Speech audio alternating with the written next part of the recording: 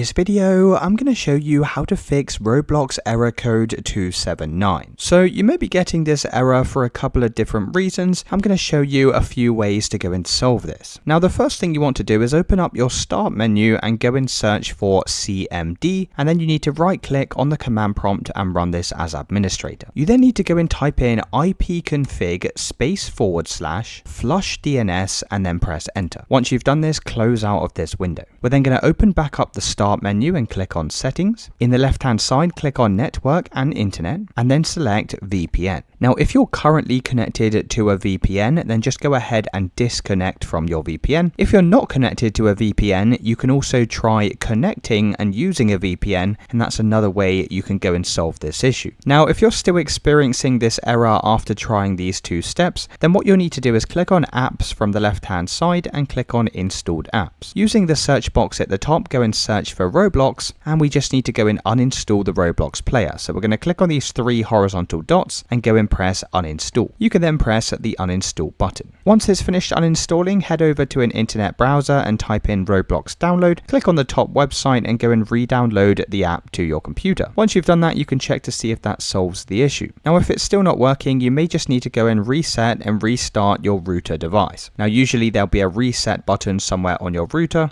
and you can go and hold this down for around about 10 seconds, and that should go and reset your connection. You could also try connecting to your mobile hotspot on your phone, just to basically rule out any issues with your network connection. So it's really as simple as that, guys. Let me know in the comments if you found this video helpful.